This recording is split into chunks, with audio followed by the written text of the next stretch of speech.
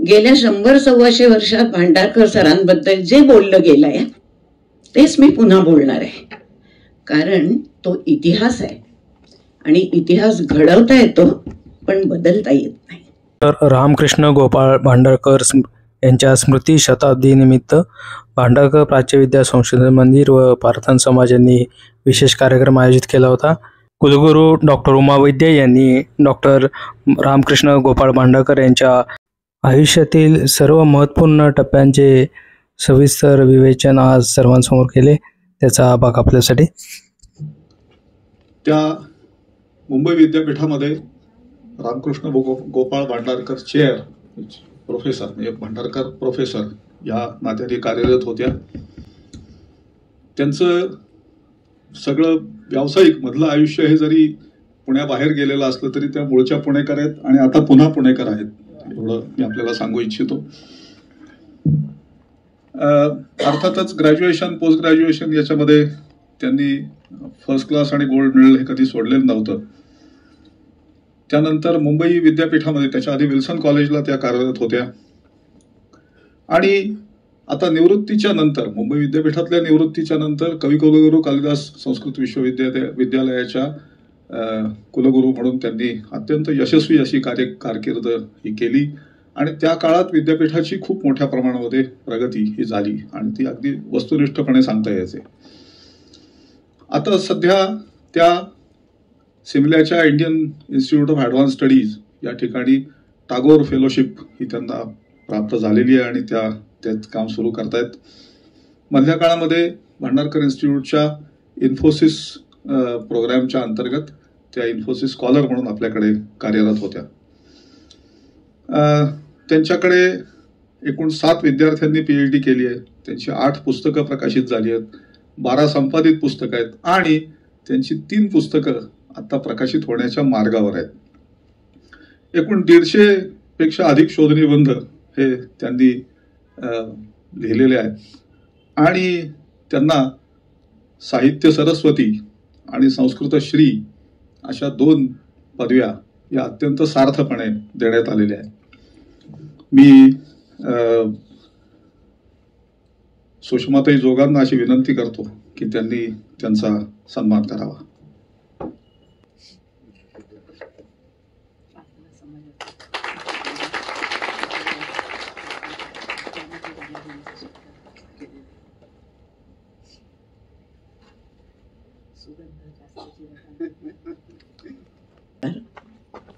आजच्या राघू भांडारकर पुण्यतिथी शताब्दी समारोहाचे प्रमुख पाहुणे डॉक्टर राजा दीक्षित, भांडारकर संस्थेचे सचिव श्रीयुत पटवर्धन, भांडारकर कुटुंबीय उपस्थित असतील. त्यानंतर प्रार्थना समाजाचे सचिव डॉक्टर दिलीप जोग, अन्य पदाधिकारी आणि अतिशय विद्वान असा श्रोतृवृंद. खरं म्हणजे मी श्रोतृवृंद म्हटलं खरं, पण या श्रोतृवृंदाकडे बघितलं ना तर इथे श्रोत्यांपेक्षा वक्तेच जास्ती दिसत आहेत. त्याचं कारण असं की इथली मंडळी भरपूर अभ्यास करून वेगवेगळ्या विषयावर वेगवेगळ्या ठिकाणी व्याख्यान देताना मी पाहिली आणि ऐकली आहेत. आणि अशा वक्त्यांच्या समोर बोलणं ही गोष्ट सोपी नाही आहे. यातला गमतीचा भाग सोडा, आणखीन एक मजा सांगते. मगाशी इथे आम्ही चहा घेत असताना डॉक्टर मुजुमदार, डॉक्टर दीक्षित यांची पुस्तकांबद्दल चर्चा चालली होती. माझं हे पुस्तक झालं, माझं ते पुस्तक झालं. 2 मिनिटांनी डॉक्टर अरुणचंद्र पाठक माझ्याजवळ येऊन बसले आणि म्हणाले, माझा क्लास इथे आहे. म्हटलं, सर तुम्ही असं म्हणताय तुमचा क्लास इथे आहे, पण इथल्या व्यक्ती बघून मला असं वाटतंय की मी वर्गाच्या बाहेर उभी केलेली विद्यार्थिनी आहे. असो, तर आज डॉक्टर भांडारकरांच्या संबंधी मी काही बोलणार आहे. गेल्या 100-125 वर्षात भांडारकर सरांबद्दल जे बोललं गेलंय तेच मी पुन्हा बोलणार आहे, कारण तो इतिहास आहे आणि इतिहास घडवता येतो पण बदलता येत नाही. आणि त्यामुळे जे आपण ऐकलंय तेच आज तुम्ही पुन्हा ऐकणार आहात. पण तरीही एक गोष्ट मला नक्की माहिती आहे, आपण दररोज ईश्वराचं नामस्मरण करताना तेच नाव घेतो ना, पण तरीही आपल्याला एक वेगळा आनंद आणि शांती मिळत असते. तद्वतच आजचं व्याख्यान समजा. दुसरी गोष्ट, महनीय व्यक्तींबद्दल बोलताना वक्त्याला आणि श्रोत्याला दोघांनाही पुण्यप्राप्ती होते असं म्हणतात. न केवलम ये महतस्तुवंती शृण्वंती ये तेपिही पुण्यभाजा. हे जर खरं असेल तर मी आणि तुम्ही सर्व यांनाही या व्याख्यानाने पुण्यप्राप्ती व्हावी अशी माझी अपेक्षा आहे. तिसरी महत्वाची गोष्ट, दर ऋषीपंचमीला भांडारकर संस्था ही मृत विद्वानांच्या स्मृतिप्रीत्यर्थ एक व्याख्यान आयोजित करते आणि ते त्या विद्वानांचं व्याख्यान श्राद्धच असतं. तसंच आज मी माझं वाणीरूप श्रद्धांजली त्यांना वाहून हे वाङ्मय श्राद्ध साजरं करते असं म्हणायला हरकत नाही. आता व्याख्यानाच्या मुख्य विषयाकडे येते. माझं आजचं हे व्याख्यान 4 बंधांनी बांधलेलं आहे. कोणते ते 4 बंध? तर त्यातला पहिला महत्वाचा असा की भांडारकर प्राच्य विद्या मंदिर आणि पुणे प्रार्थना समाज, ज्या 2 संस्थांमध्ये केवळ भांडारकर सरांचा जिव्हाळ्याचा संबंध नव्हे तर त्यांचा आत्माच तिथे वास्तव्य करून असेल असं मला वाटतं, या 2 संस्था संयुक्तपणे हा कार्यक्रम आयोजित करत आहेत. आपल्याच हयातीत आपल्या नावची संस्था स्थापन होणं हे केवळ भाग्य नसतं. प्रकांड पांडित्य, कठोर परिश्रम यांच्या जोरावर ही प्रतिष्ठा खेचून आणावी लागते. ती गोष्ट भांडारकरांच्या बाबतीत झाली होती. प्रार्थना समाजाचे ते संस्थापक सदस्य होते. तेव्हा या 2 संस्था संयुक्तपणे हा कार्यक्रम आयोजित करतायत. हा या व्याख्यानाचा पहिला बंध. दुसरा बंध प्रत्यक्ष माझ्याशीच संबंधित आहे. मगाशी सांगितलं परिचय करून देताना की मी मुंबई विद्यापीठामध्ये भांडारकर प्राध्यापक म्हणून रुजू झाले होते. खरं म्हणजे हे माझं व्याख्यान त्या पदापाशी कृतज्ञता व्यक्त करण्यासाठी आहे. महत्वाचा त्यातला भाग असा की जेव्हा माझी या पदावर नियुक्ती झाली त्यावेळेला doctor Palsule, doctor SD Joshi हे जे माझे गुरु होते मुंबई विद्यापीठातले, त्यांनी मला एक जाणीव करून दिली होती की तुला या पदाला साजेल असं काम करायला हवं. हे माझ्यावर आलेलं पहिलं दडपण. भांडारकरांचं ते जगडव्याळ काम, त्याचा परिचय करून घ्यायला मी तेव्हा सुरुवात केली. त्यातनं जे काही थोडंफार मला समजलं आणि आठवतंय ते मी तुमच्या पुढे सांगणार आहे. पण लक्षात आलं की हे काम सोपं नाही आणि म्हणून हा सगळा त्यांच्या कामाचा परिचय करून घेणं ही माझी जबाबदारी होती आणि त्यातून जे लक्षात राहिलंय ते मी तुमच्या पुढे मांडणार आहे. हा या व्याख्यानाचा दुसरा बंध. तिसरा बंध एक मजेशीर गोष्ट आहे. माझा आणि शताब्दी महोत्सवांचा काहीतरी जवळचा संबंध आहे. कसं ते सांगते. तुम्हाला सांगलीचं सिटी हायस्कूल ऐकून माहीत असेल. 1914 साली त्या वास्तूची स्थापना झाली. तेव्हा संस्थेला स्वतःची अशी इमारत नव्हती, पण सिटी हायस्कूलला लागूनच माझ्या माहेरचा म्हणजे रानडेवाडा होता आणि त्या शाळेचा पहिला संस्कृतचा तास रानड्यांच्या घरात माझ्या आजोबांनी घेतला. मी योगायोग का म्हणते बघा. आणि त्या शाळेच्या 100व्या वर्षी त्यांचीच संस्कृतचा अभ्यास करणारी नात प्रमुख पाहुणी म्हणून गेली. हा पहिला योग. दुसरी गोष्ट पुण्यातल्या कन्या शाळेची. मी कन्या शाळेत शिकले. 1918 साली ती शाळा स्थापन झाली. 2018 मध्ये तिचा 100वा उत्सव होता. तोपर्यंत मी कुलगुरू पदावरून निवृत्त झाले होते. पण तरीही आपली विद्यार्थिनी कुलगुरू झाली याचा शिक्षकांना इतका अभिमान होता की त्यांनी मला त्या कार्यक्रमाची पहिली पाहुणी म्हणून बोलावले. हा दुसरा योग. आणि आजचा तिसरा. ज्या भांडारकर संस्थेमध्ये मी संशोधनाचं थोडंफार काम केलं किंवा करतेय अजून रादर, त्या भांडारकर सरांच्या 100व्या पुण्यतिथीला आज इथं बोलण्यासाठी मला निमंत्रित केलं. हा तिसरा योग. असे भाग्ययोग फार क्वचित कोणाच्या वाट्याला येतात. हा तिसरा बंध होता. आणि चौथा बंध म्हणजे प्रार्थना समाजाचा. त्याची गंमत सांगते. यांचं पुण्यातलं जे कार्यालय आहे ते बुधवार पेठेत. माझं माहेरचं घर बुधवार पेठेत. या कार्यालयावरून बालपणी आम्ही अनेकदा चक्रा मारली आहेत, पण आत डोकावून बघायची हिंमत केली नाही. कारण तिथे काहीतरी गहन विषयांवरती चर्चा चाललेल्या असतात असं माहीत होतं.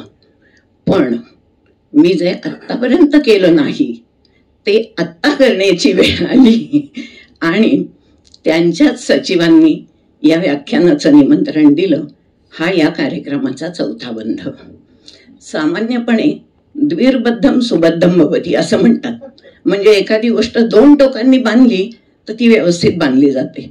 आता माझं व्याख्यान तर चतुर्धाबद्ध आहे, तेव्हा ते व्यवस्थित व्हावं अशी अपेक्षा आणि त्यासाठी तुम्हा सर्वांकडून आशीर्वादाची विनंती. आता मुख्य विषय डॉक्टर राघू भांडारकरांसंबंधीचा. या विषयावर किती, काय आणि कसं बोलावं असा खरं म्हणजे प्रश्नच पडला. त्याचं कारण असं आहे की हे व्यक्तिमत्व इतक्या विविध पैलूंनी संपन्न आहे की अशी भीती वाटते की मी एक सांगायला गेले तर दुसरं विसरेन. पण तरीसुद्धा काही महत्त्वाच्या गोष्टी सांगायलाच हव्यात. ज्या काळामध्ये भारतावरती पाश्चात्य संस्कृतीचा प्रभाव पडायला सुरुवात झाली होती, त्या संक्रमण काळात भारत देशाला प्रगतीपथावर नेण्याचं काम ज्या विद्वानांनी केलं त्याच्यामध्ये डॉक्टर भांडारकर अग्रगण्य होते. मगाच्या चित्रफितीत दाखवलेला त्यांचा जो कौटुंबिक परिचय आहे तोच पुन्हा एकदा थोडक्यात सांगते की सिंधुदुर्ग जिल्ह्यातल्या मालवण या गावी 6 जुलै 1837 रोजी त्यांचा जन्म झाला. आणि त्यांच्या कुटुंबाला परिसरातला कर गोळा करण्याचं सरकारी काम होतं. या सरकारी नोकरीमुळे त्यांचे वडील बदली होऊन वेगवेगळ्या ठिकाणी जात असत. आणि त्यामुळे एक चांगली गोष्ट झाली की भांडारकरांना मोठ्या शहरांमध्ये उच्च शिक्षणासाठी जाण्याच्या संधी मिळाल्या. या पद्धतीने त्यांनी एल्फिस्टन स्कूल इथून शालांत परीक्षा पास केली. या शालांत परीक्षेसाठी त्यांनी जे महत्त्वाचे विषय अभ्यासिले त्याच्यामध्ये संस्कृत, गणित, तत्त्वज्ञान हे त्यांचे अतिशय आवडीचे विषय होते. आणि यांचा त्यांना पुढच्या अभ्यासामध्ये खूप उपयोग झाला. त्यानंतर भांडारकरांच्या एकूण व्यक्तिमत्वाकडे पाहिलं तर त्यांच्या चरित्राचे 4 भाग स्पष्ट दिसतात. पहिलं म्हणजे शिक्षणतज्ञ, दुसरं पाश्चात्य विद्याविशारद, तिसरं धर्मसुधारक आणि चौथं समाजसुधारक. यातल्या एकेकाचा परिचय करून घेऊया. सगळ्यात पहिल्यांदा शिक्षण क्षेत्रातलं त्यांचं काम. 1858 मध्ये एल्फिस्टन कॉलेजमधनं शिक्षण पूर्ण केल्यानंतर ते तिथेच प्राचार्यांचे सहाय्यक आणि अध्यापक म्हणून काम करायला लागले. याच काळामध्ये म्हणजे साधारण 1859च्या सुमाराला त्यांना दक्षिणा फेलोशिप ही विद्याध्ययनासाठी जी शिष्यवृत्ती दिली जाते ती मिळाली. ही वृत्ती मिळवणारे ते पहिले भारतीय होते. आणि या 5 वर्षाच्या काळामध्ये त्यांनी संस्कृतचा सखोल अभ्यास केला. अतिशय मार्मिक पद्धतीनं संस्कृतचा अभ्यास आणि भाषेवरती प्रभुत्व हे त्यांनी संपादन केलं. आणि 1864 मध्ये संस्कृत व्याकरणावरचं पहिलं पुस्तक लिहिलं. 1866 साली त्या पुस्तकाची दुसरी आवृत्ती सुद्धा निघाली आणि त्यांनी त्याच आवृत्तीच्या प्रस्तावनेमध्ये असं म्हटलं आहे की वास्तविक संस्कृत भाषा ही लॅटिनपेक्षा शिकायला सोपी आहे, पण तिच्यासाठी मार्गदर्शक अशा प्रकारचं पुस्तक उपलब्ध नाही, म्हणून मी हे पुस्तक लिहितोय. आणि तिथेच त्यांनी असंही म्हटलं की माझा उद्देश पूर्णतः सफल झाला आहे. हे झालं. त्याच्यानंतर 1865 साली ते रत्नागिरीच्या एका शाळेत प्राचार्य म्हणून नियुक्त झाले. इथेही ज्याला नेटिव्ह असं म्हणतात ती व्यक्ती प्राचार्य पदावर पोचण्यासाठी हे पहिलेच भारतीय होते. ते त्यांच्या कर्तृत्वानं तर प्राचार्य झालेच, पण या शाळेत प्राचार्य म्हणून काम करत असताना त्यांच्या शाळेचा शालांत परीक्षेचा निकाल 100% लागत होता. शिवाय अतिशय मानाची अशी जी जगन्नाथ शंकरशी स्कॉलरशिप ती सुद्धा त्या शाळेच्या विद्यार्थ्यांना उपलब्ध होत होती. एकीकडे भांडारकरांनी संस्कृतचं दुसरं पुस्तक लिहिलं व्याकरणावरचं. ही दोन्ही पुस्तकं संस्कृत व्याकरणाच्या अभ्यासाचे मानदंड ठरले आणि त्याच्या कित्येक आवृत्त्या निघाल्या. त्याबद्दल मी विस्ताराने नंतर सांगते. आत्ता सांगायचा मुद्दा असा आहे की एकीकडे स्वतःची शैक्षणिक प्रगती साधत असतानाच शिक्षण क्षेत्रातल्या प्रशासनाकडे पण त्यांनी लक्ष दिलं. प्रथम मुंबई विद्यापीठाचे परीक्षक, मग फेलो, मग सदस्य, मग कार्यकारिणीचे अध्यक्ष आणि मग ते उपकुलगुरू झाले. एके ठिकाणी नोंद अशी सापडते की ते नेटिव्ह असल्यामुळे त्यांना कुलगुरूपद दिलं नाही, पण विकिपीडियाची माहिती आणि मुंबई विद्यापीठाच्या कुलगुरूंची जी यादी दिली आहे त्याच्यामध्ये असं स्पष्ट लिहिलं आहे की 1893 ते 94 या कालावधीमध्ये ते मुंबई विद्यापीठाचे कुलगुरू झाले. ते मुंबई विद्यापीठाचे कुलगुरू झाले याचा फायदा संस्कृतच्या अभ्यासकांना जास्त झाला. संस्कृतची विद्यापीठाशी संलग्नता वाढली आणि त्यामुळे मुंबई विद्यापीठाला सुद्धा राष्ट्रीय दर्जा प्राप्त झाला. इथं भांडारकर सरांनी आणखीन एक काम केलं. कोणचं? तर विद्यापीठीय अभ्यासक्रमामध्ये संस्कृत, पाली, लॅटिन आणि इतिहास यांचा समावेश झालाच पाहिजे आणि तो अभ्यासक्रम भारतीय इतिहासाशी संबंधित असला पाहिजे हा त्यांचा आग्रह होता. पण केवळ पुस्तकं लावणं अभ्यासासाठी किंवा विद्यार्थी तयार करणं असं नाही. त्यांनी हंटर शिक्षण समितीला अत्यंत उपयुक्त अशा शिफारसी सुद्धा केल्या. स्त्री शिक्षणाचा आग्रह धरला. विद्यार्थ्यांसाठी नीतिबोधपर पुस्तकं लिहिली पाहिजेत आणि स्वतः तर लिहिलीच, पण इतरांनीही ती लिहावीत अशी शिफारस त्यांनी केली. हे सगळं कार्य चालू असताना त्यांनी शिक्षणाविषयी अतिशय मूलभूत असं संशोधन केलं. अचूक निर्णय घेण्यासाठीचं मार्गदर्शन ही त्यांच्या दृष्टीने शिक्षणाची व्याख्या होती. शिक्षणामुळे व्यक्तीच्या मानसिक प्रवृत्तींचा विकास होतो आणि त्यामुळे उत्तम रीतिरिवाज आणि विचारधारा बदलून त्याचा समाजाला उपयोग होतो. हे शिक्षणाचं त्यांच्या लेखी महत्त्व होतं. आता हे सगळं चालू असतानाच त्यांना पण पुष्कळ समस्यांना सामोरं जावंच लागत होतं. प्रत्येक मोठ्या माणसाला 2 प्रकारच्या संघर्षांना सामोरं जावं लागतं. एक तर त्याच्या स्वतःच्या परिचयातल्या व्यक्तींनी निर्माण केलेल्या समस्या आणि दुसरं समाजाने किंवा यांच्या बाबतीत तर विदेशी व्यक्तींनी निर्माण केलेल्या समस्या. पण या सगळ्यांना मागे सारून ते स्वतः पुढे जात राहिले.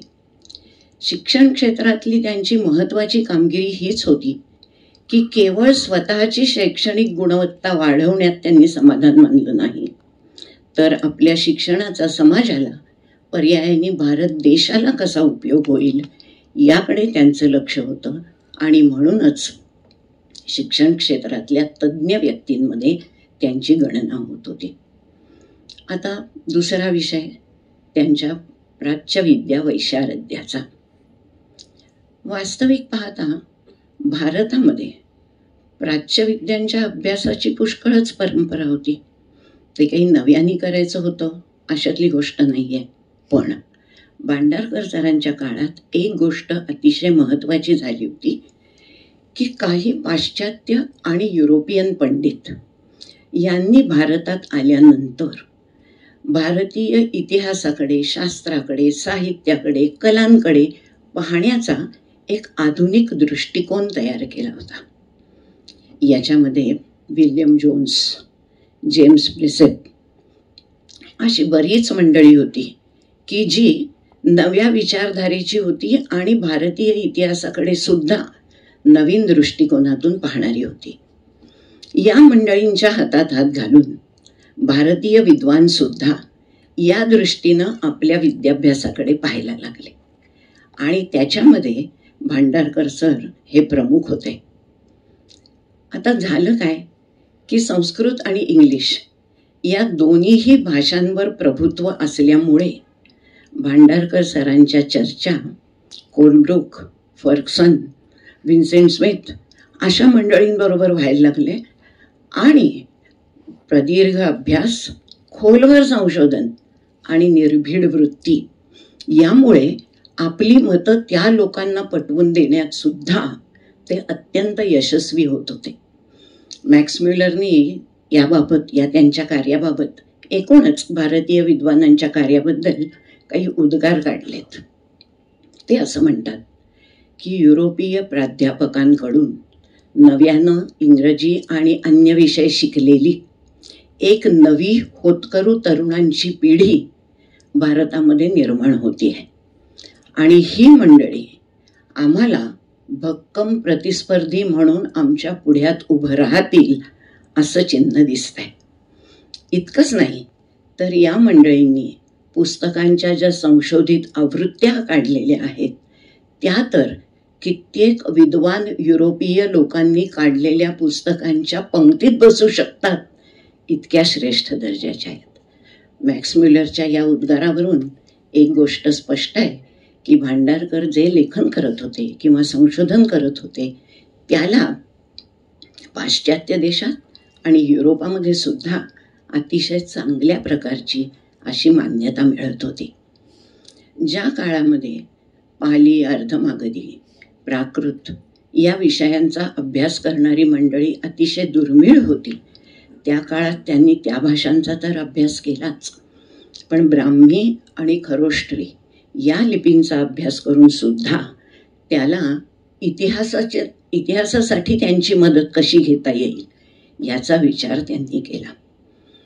त्यांच्या इतिहास संशोधनाची अनेक वैशिष्ट्ये आपल्याला बघायला मिळतात.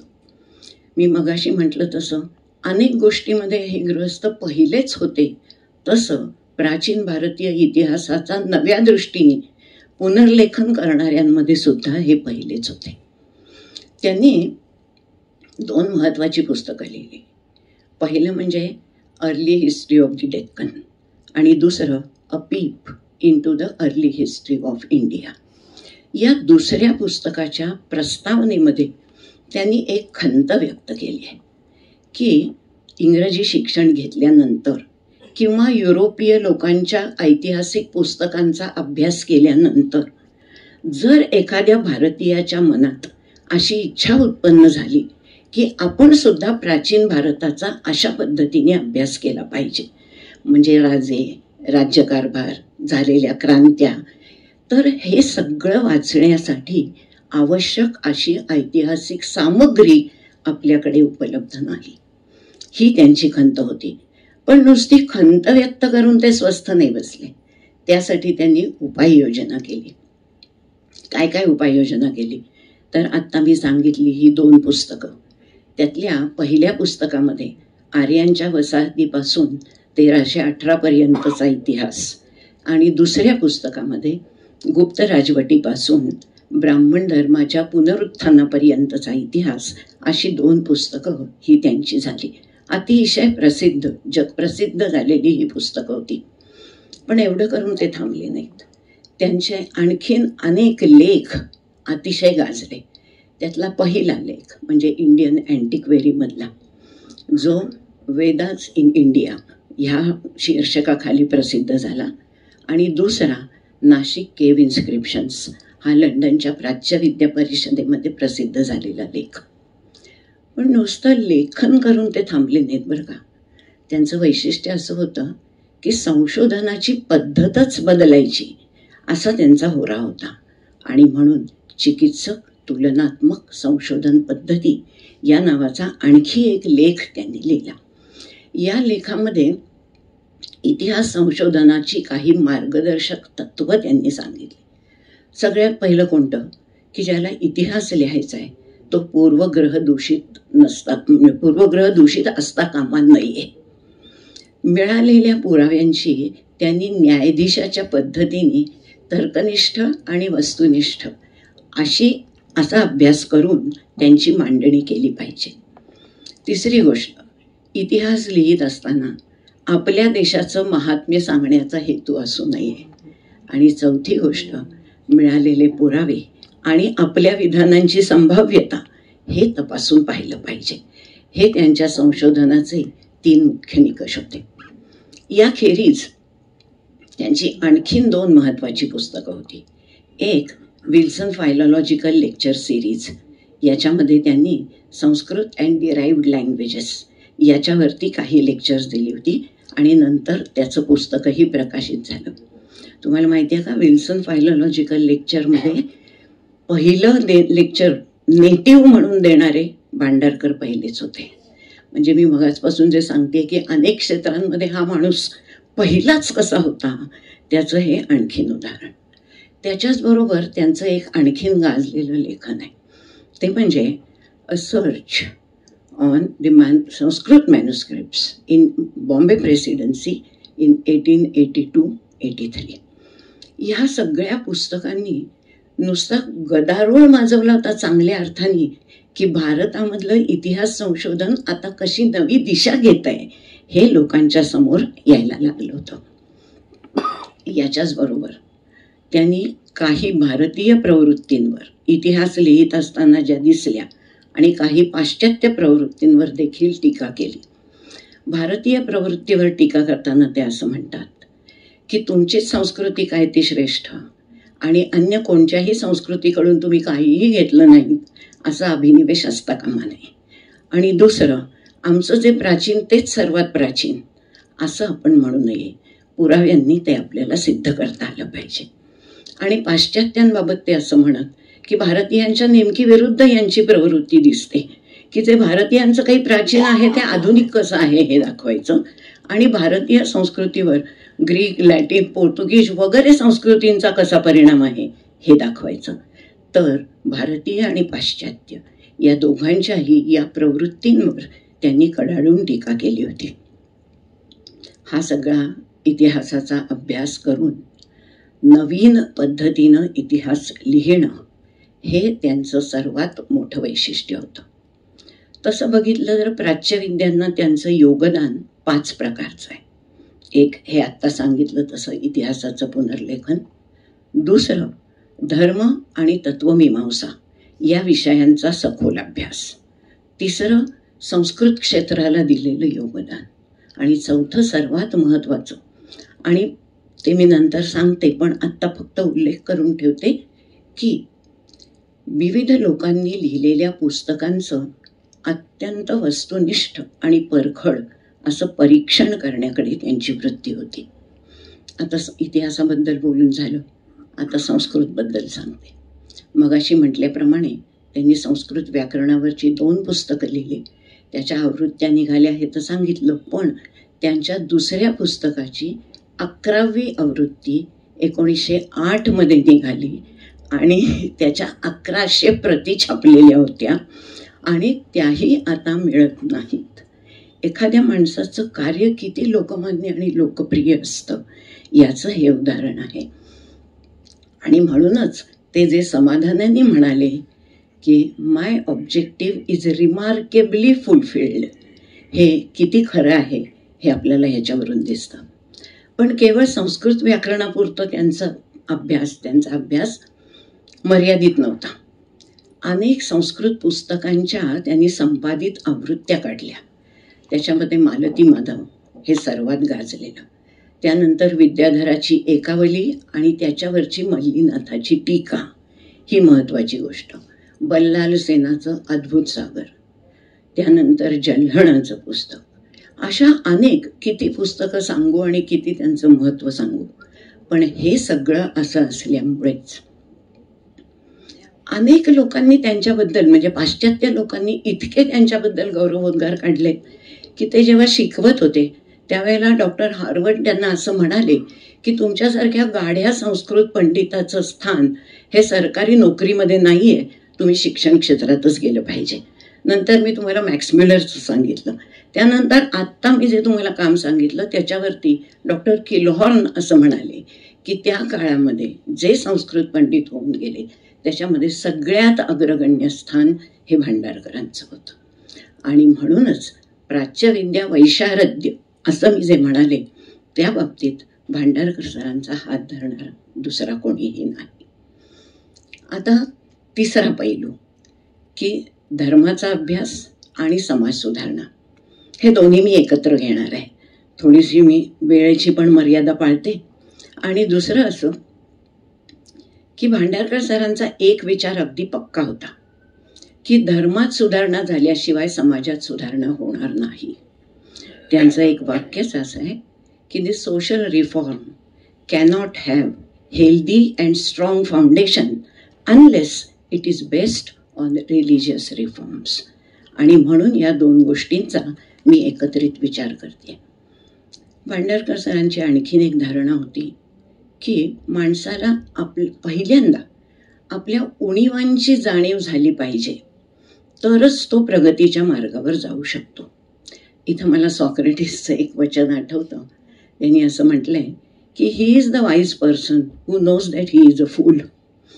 तर ह्या पद्धतीनं जर आपल्याला समाजामध्ये सुधारणा घडवून आणायची असेल तर आपल्यामधले दोष कोणते आहेत हे आपण पहिल्यांदा जाणून घेतलं पाहिजे. आणि त्या पद्धतीने त्यांनी हिंदू धर्माचा अभ्यास केला.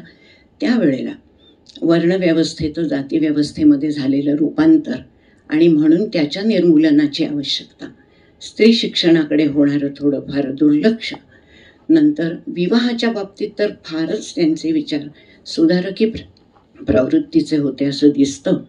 पुरुषांना मिळणाऱ्या वैवाहिक सवलतींमुळे स्त्रियांवर होणारे जे अत्याचार आहेत आणि त्यामुळे स्त्रियांच्या शारीरिक आणि मानसिक व्यक्तिमत्वाच्या सुधारणेमध्ये जे काही अडथळे निर्माण होतात ते दूर करण्याची गरज आहे असं त्यांचं मत होतं. त्याच्यासाठी त्यांनी भरपूर प्रयत्न केले. मी मगाशी म्हटलं तसं अनेक वेळा या विषयावर त्यांचे टिळकांशी सुद्धा मतभेद झालेत अशी नोंद आपल्याला बघायला मिळते. पण ज्याला काही मोठं काम करायचं आहे त्याला या सगळ्याकडे दुर्लक्ष करून किंवा त्याला प्रत्युत्तर करून पुढं जायला लागतं. भांडारकर सरांनी या दोन्ही मार्गांचा अवलंब केला होता असं आपल्याला दिसतं. हे करत असतानाच 1853 साली दादोबा तळखरकर यांच्या नेतृत्वाखाली परमहंस सभेची स्थापना झाली आणि ती ह्या समाज सुधारणांसाठीच होती. तळखरकर म्हटल्यावर आठवलं ना, आपल्याला शाळेत असताना तळखरकर भाषांतर पाठमाला भाग 1, 2, 3 कंपल्सरी डोक्यावर बसवले होते. तेच हे तळखरकर. पण समाज सुधारणेसाठी अत्यंत निष्ठा बाळगून या परमहंस सभेची स्थापना झाली. काही कामही झालं. पण अनेक विद्वान मंडळी एकत्र आली की बहुतेक वेळा जे होतं तेच या सभेचं झालं आणि काही विशेष काम होण्याच्या पूर्वी ही सभा विरून गेली. पण असं जरी झालं असलं तरी या लोकांच्या मनातली समाज सुधारणेची कळकळ किंबहुना आग म्हणा विझली नव्हती.